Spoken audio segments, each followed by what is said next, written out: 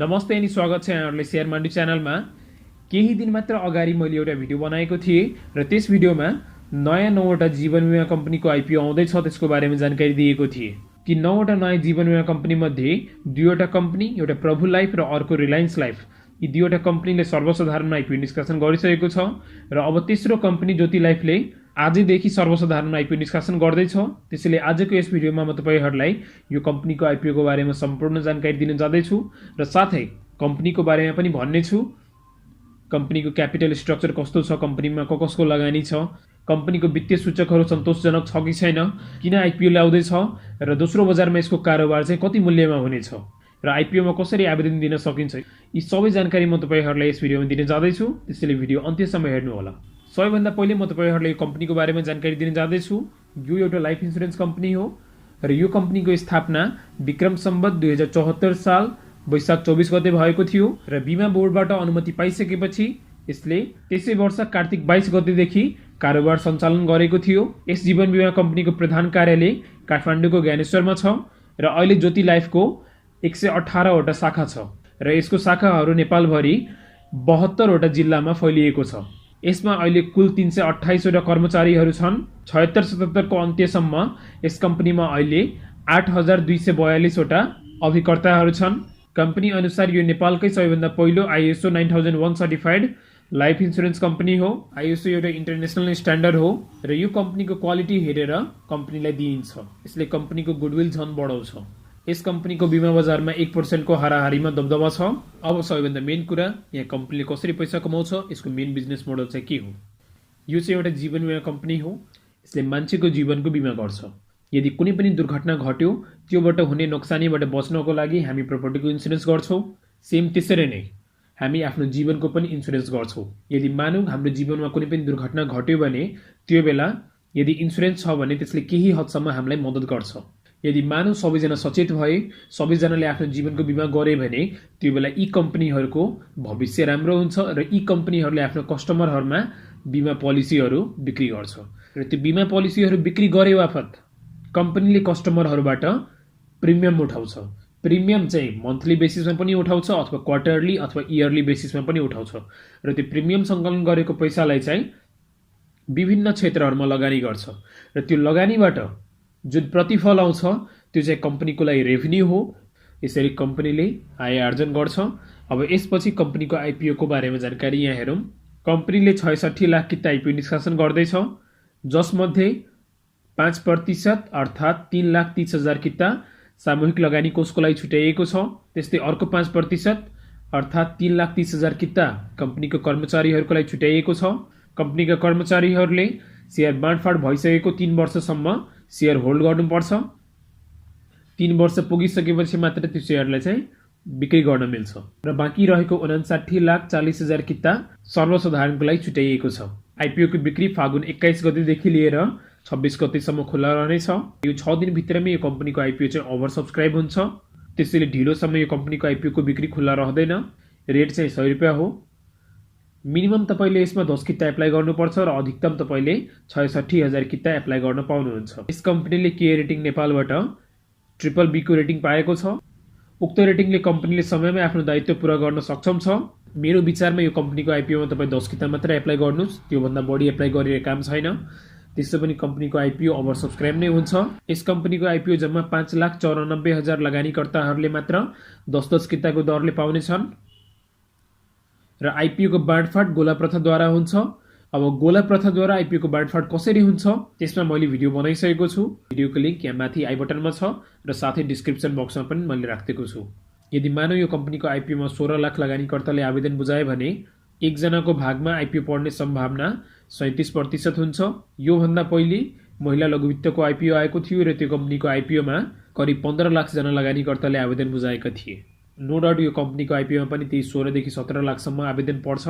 अब यसपछि कम्पनीको क्यापिटल स्ट्रक्चर हेरौँ। कम्पनीको अधिकृत पुँजी 3 अर्ब छ र जारी पुँजी चाहिँ 2 अर्ब 20 करोड छ र हाल यस कम्पनीको चुक्ता पुँजी 1 अर्ब 54 करोड छ। आइपिओ निष्कासन पश्चात यस कम्पनीको चुक्ता पुँजी 2 अर्ब 20 करोड रुपैयाँ कायम हुनेछ। अहिले यस कम्पनीमा प्रोमोटरको पैसा मात्र छ। अब त्यसपछि कम्पनीको प्रोमोटरको कुरा गरौँ। शेयर होल्डिङ रेसियो चाहिँ 70:30 को छ। 70% प्रमोटरको लगानी छ भने र बाँकी रहेको 30% मा सर्वसाधारण, कम्पनीका कर्मचारी र सामूहिक लगानी कोषको लगानी हुनेछ। शेयर होल्डिङ रेसियोबाट पनि हेर्दा यो कम्पनी चाहिँ निकै नै स्ट्रङ छ, किनभने धेरै पर्सेन्टेज कम्पनीका प्रमोटरहरूले आफ्नो हातमा राखेका छन्। यस कम्पनीमा जम्मा 20 वटा संस्थापकहरू छन्। तीमध्ये केही नाम चलेका पनि लगानीकर्ताहरू छन्। सबैभन्दा पहिलो संस्थापकमा चाहिँ चन्द्र टण्डन, उहाँसित यस कम्पनीको 2 लाख किता सेयर छ र उहाँले योभन्दा पहिले नेपाल विद्युत प्राधिकरण, citizen bank, city express money transfer, reliable finance, IME finance यी सबै संस्थाको सञ्चालक समितिमा उहाँ रहिसक्नु भएको छ र संस्थाको तर्फबाट सबैभन्दा ठूलो संस्थापकमा एनआइसी एसिया बैंक छ। एनआइसी एसिया बैंकको स्वामित्वमा यस कम्पनीको 15 लाख किता सेयर छ। त्यसपछि अर्को संस्थापकमा सतीश मोरे छन् र उहाँको स्वामित्वमा यस कम्पनीको 2,70,000 किता छ र उहाँले योभन्दा पहिले थुप्रै राम्रो संस्थाको सञ्चालक समितिमा बसिसक्नु भएको छ, जस्तै NIC Asia bank, Lumbini Bidyut Udyog private limited, Hongshi cement private limited आदि इत्यादि। त्यस्तै अर्को ठूलो संस्थापकमा नितेश अग्रवाल छन् र उहाँसित यस कम्पनीको 28 लाख किता सेयर छ। यहाँबाट हामी हेर्न सक्छौं यस कम्पनीका सेयरहरू प्रमोटरको हातमा धेरै छन्। अब कम्पनीका सञ्चालक समितिमा को छन् त? कम्पनीको चेयरम्यान पदमा नन्दकिशोर शर्मा छन्। उहाँसित यस कम्पनीको 4,15,000 किता सेयर छ र उहाँले 5 वर्षसम्म सूर्य लाइफ इन्सुरेन्स र 6 वर्षसम्म आइसिएफसी फाइनेन्सको सञ्चालक समितिमा बसिसक्नु भएको छ। उहाँसित यी दुईवटा राम्रो कम्पनी हाँक्ने अनुभव पनि छ र त्यस्तै कम्पनीको अर्को सञ्चालकमा आकाश गोल्छा छन्। उहाँले यस कम्पनीको 3,60,000 किता होल्ड गर्नुभएको छ। त्यस्तै कम्पनीको अर्को सञ्चालकमा शर्मिला श्रेष्ठ हुनुहुन्छ र उहाँसित यस कम्पनीको 35,000 किता छ। कम्पनीको चौथो सञ्चालकमा जयन्त अग्रवाल, उहाँले यस कम्पनीको 2 लाख किता सेयर होल्ड गर्नुभएको छ। यहाँबाट तपाईँ हेर्न सक्नुहुन्छ कम्पनीको बोर्ड अफ डिरेक्टरमा पनि राम्रै व्यक्तिहरू छन्। सञ्चालक समिति र प्रमोटर जति राम्रो भयो सर्वसाधारणलाई त्यति टेन्सन हुँदैन। अब यस कम्पनीको वित्तीय सूचकहरू हेरौँ। फन्डामेन्टल चाहिँ कस्तो छ? कम्पनीको पेडअप तपाईँ यहाँ हेर्न सक्नुहुन्छ। लास्ट 3 इयरसम्म 1,54 करोड छ। आइपिओ निष्कासन पश्चात यस कम्पनीको चुक्ता पुँजी 2,20 करोड कायम हुनेछ। अब त्यस्तै कम्पनीको रिजर्भ हेरौँ। कम्पनीको जगेडा कोषमा कति पैसा छ? यहाँ सबैभन्दा मेन कुरा कम्पनीको रिजर्भ हरेक वर्ष बढ्दो क्रममा छ। यो चाहिँ एउटा पोजिटिभ कुरा हो।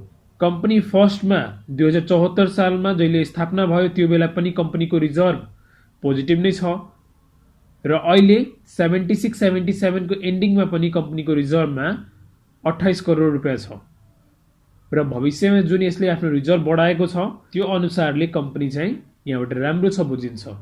कम्पनीले जति आफ्नो रिजर्भमा पैसा राख्यो त्यसको भ्यालुएसन त्यति नै हाई हुन्छ, किनभने यो रिजर्भ भनेको शेयर धनीहरूको पैसा हो र रिजर्भले लगानीकर्ताहरूलाई आकर्षित गर्ने हो। त्यस्तै महाविपत्ति कोष। महाविपत्ति कोषमा पनि कम्पनीको हरेक वर्ष राम्रै ग्रोथ छ। यदि कम्पनीमाथि कुनै पनि त्यस्तो आपद विपद आयो भने त्यो बेला कम्पनीले यो फन्डबाट पैसा चलाउँछ। इन्सुरेन्स फन्ड, बीमा कोष। लास्ट 3 इयरमा कम्पनीको बीमा कोषमा 0 रुपियाँ छ। त्यसपछि फ्युचरमा कम्पनीले आफ्नो इन्सुरेन्स फन्डमा चाहिँ पैसा थप्दै लगेको छ। इन्सुरेन्स फन्डमा पैसा कहाँबाट आउँछ त? कम्पनीले जब आफ्नो कस्टमरहरूबाट पैसा सङ्कलन गर्छ त्यो बेला थोरै रकम चाहिँ इन्सुरेन्स फन्डमा पठाउँछ र थोरै रकम चाहिँ उता प्रफिट एन्ड लसमा पठाउँछ र इन्सुरेन्स फन्ड त्यसो पनि कस्टमरहरूकै कोष हो। म्याच्युरिटी पिरियड पछि कम्पनीले कस्टमरहरूलाई पैसा चाहिँ फिर्ता गर्नुपर्छ।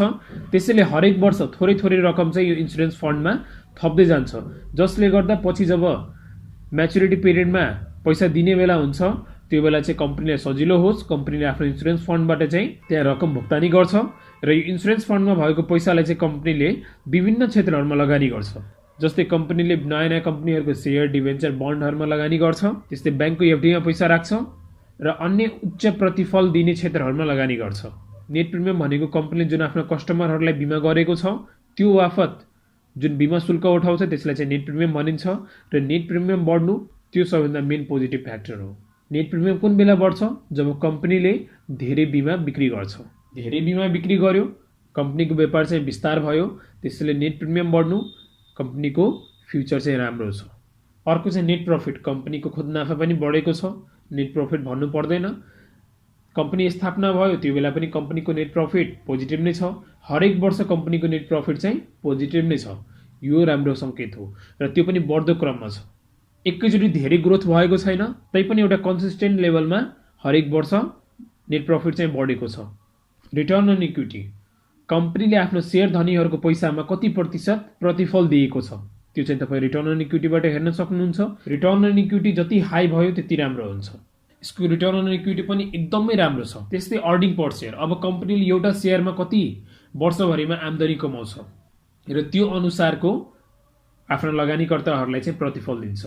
अहिले चाहिँ कम्पनीको अर्निङ पर सेयर 11 रुपियाँ 82 पैसा छ, राम्रै हो र फ्युचरमा पनि कम्पनीको अर्निङ पर सेयर बढ्ने देखिएको छ।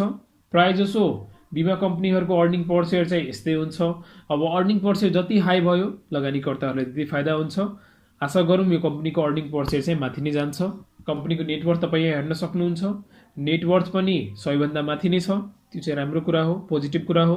लायबिलिटी पे गरिसकेपछि एउटा सेयरको भ्यालु कति छ त्यो चाहिँ नेटवर्थबाट थाहा हुन्छ। नेटवर्थ 100 भन्दा माथि हुनु राम्रो सङ्केत हो। अहिले कम्पनीको नेटवर्थ चाहिँ 120 रुपियाँ छ र त्यही अनुसारको ओपनिङ रेन्ज पनि डिसाइड हुन्छ।